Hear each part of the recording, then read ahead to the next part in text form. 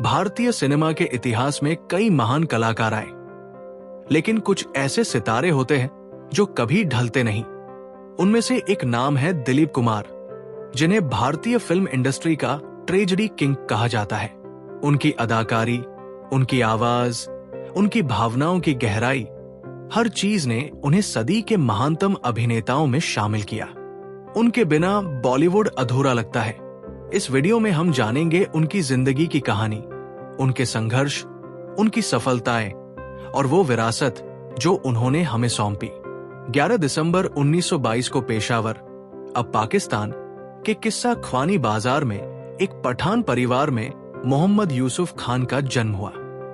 उनके पिता लाला गुलाम सरवर खान एक फल व्यापारी थे और माता आयशा बेगम एक गृहिणी थी। यूसुफ खान का परिवार परंपरागत रूप से व्यापार में था और उनका जीवन आम मध्य वर्गीय परिवार की तरह ही था। 1930 के दशक में भारत में राजनीतिक अस्थिरता के चलते उनका परिवार पेशावर से मुंबई आ गया। हालांकि कुछ समय बाद उन्होंने नासिक में भी अपना व्यापार जमाया। दिलीप कुमार का बचपन बहुत सामान्य था, लेकिन उन्हें पढ़ाई के साथ साथ खेलों में भी दिलचस्पी थी। जब परिवार मुंबई शिफ्ट हुआ, तब उनकी आर्थिक स्थिति बहुत अच्छी नहीं थी। अपनी पढ़ाई पूरी करने के बाद यूसुफ खान को अपने परिवार की मदद करने के लिए काम करना पड़ा। वे पुणे के एक ब्रिटिश आर्मी कैंटीन में काम करने लगे, जहां उन्होंने सैंडविच स्टॉल खोला। उनकी मेहनत रंग लाई और जल्द ही वे आत्मनिर्भर हो गए। मुंबई लौटने के बाद उनकी मुलाकात मशहूर अभिनेत्री और बॉम्बे टॉकीज की संस्थापक देविका रानी से हुई। उन्होंने यूसुफ खान की प्रतिभा को पहचाना और उन्हें फिल्म इंडस्ट्री में लाने का फैसला किया। यहीं से उनकी किस्मत बदल गई। देविका रानी ने उन्हें नया नाम दिया दिलीप कुमार। दिलीप कुमार की पहली फिल्म थी ज्वार भाटा 1944, लेकिन ये फिल्म बॉक्स ऑफिस पर असफल रही। इसके बाद प्रतिमा 1945 और मिलन 1946 जैसी फिल्में आईं, लेकिन उन्हें खास पहचान नहीं मिली।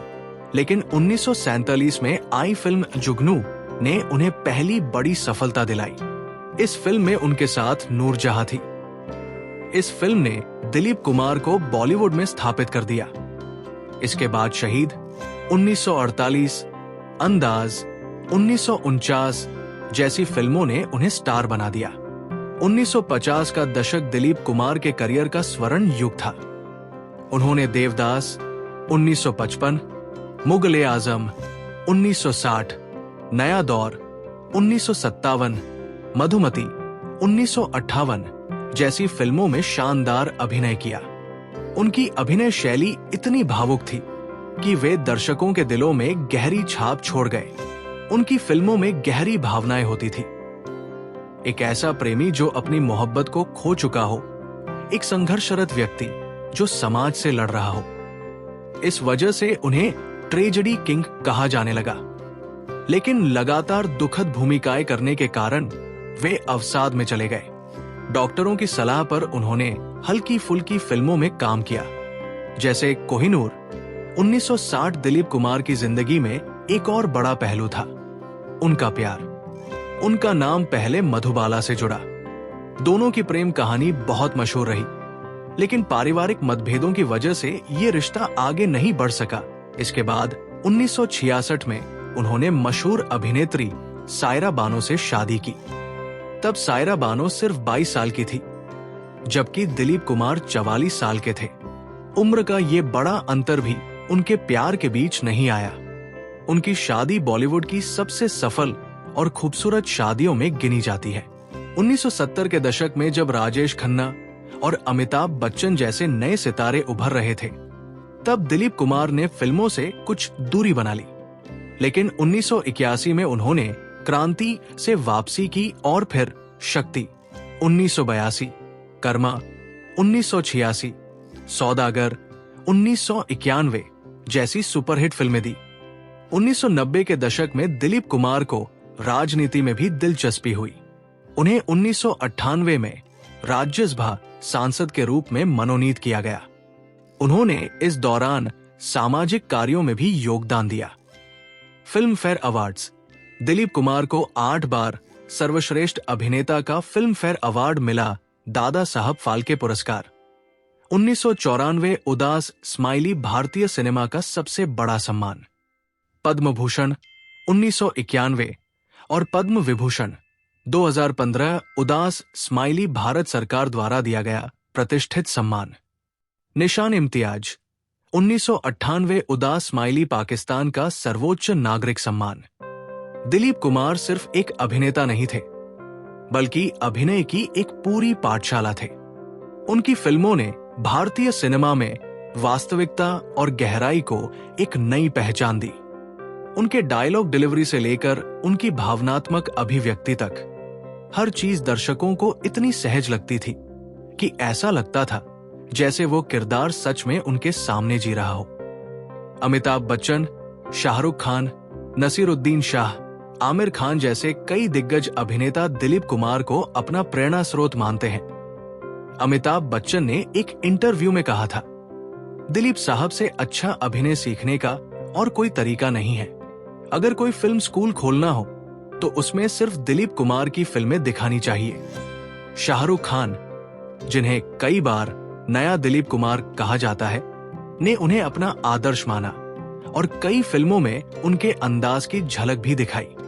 नसीरुद्दीन शाह ने भी कहा था कि दिलीप कुमार की परफॉर्मेंस में जो सहजता थी वो किसी और में नहीं देखी गई। दिलीप कुमार ने जब फिल्मों में कदम रखा था तब भारतीय सिनेमा ज्यादातर नाटकीयता से भरा हुआ था। उनके पहले के अभिनेता संवादों को जोर देकर बोलते थे और अभिनय में ओवर एक्टिंग का प्रभाव ज्यादा था। लेकिन दिलीप कुमार ने सिनेमा में नेचुरल एक्टिंग का एक नया ट्रेंड शुरू किया। उनकी आंखों की भावनाएं, चेहरे की एक्सप्रेशन और संवादों की गहराई ने लोगों के दिलों में एक अमिट छाप छोड़ी। उन्होंने 1950 और 60 के दशक में दिखाया कि एक अभिनेता सिर्फ अपने संवादों से ही नहीं, बल्कि अपने हाव भाव और चुप्पी से भी दर्शकों के दिलों तक पहुंच सकता है। उनकी फिल्म देवदास 1955 इसका सबसे अच्छा उदाहरण है। इसमें उन्होंने एक असफल प्रेमी का किरदार इतनी शिद्दत से निभाया कि वो किरदार अमर हो गया। कई बार ये कहा जाता है कि इस फिल्म की शूटिंग के दौरान खुद दिलीप कुमार भी अवसाद, डिप्रेशन में चले गए थे, क्योंकि उन्होंने इस किरदार को बहुत गहराई से आत्मसात कर लिया था। दिलीप कुमार की कुछ फिल्में ऐसी थी जिन्होंने हिंदी सिनेमा की दिशा ही बदल दी। एक अंदाज 1949, इसमें उन्होंने एक मॉडर्न रोमांटिक हीरो का किरदार निभाया जो 50 के दशक के नए हीरो की पहचान बनी। 2 देवदास 1955, हिंदी सिनेमा का सबसे बेहतरीन ट्रैजिक लव स्टोरी किरदार। 3 मुगल-ए-आजम 1960, भारतीय सिनेमा की सबसे भव्य फिल्म जिसमें उन्होंने शहजादा सलीम का ऐतिहासिक किरदार निभाया। 4 गंगा जमुना 1961, ये पहली ऐसी हिंदी फिल्म थी जिसमें अवधी भाषा का प्रयोग किया गया और ये भविष्य में कई डाकू और देहाती फिल्मों के लिए प्रेरणा बनी। 5 शक्ति 1982, इस फिल्म में उन्होंने अमिताभ बच्चन के साथ एक पिता का गंभीर किरदार निभाया जो बॉलीवुड की सबसे यादगार बाप बेटे की कहानी बन गई। जब दिलीप कुमार ने फिल्मों से संन्यास ले लिया तब वे ज्यादातर अपना समय अपने घर पर बिताने लगे। उनकी पत्नी सायरा बानो उनके साथ हमेशा खड़ी रही। सायरा बानो ने खुद कई बार कहा कि उनका जीवन सिर्फ दिलीप साहब के इर्द गिर्द घूमता था। जब दिलीप कुमार को उम्र के साथ कई बीमारियां होने लगी तो सायरा बानो ने उनका पूरा ख्याल रखा।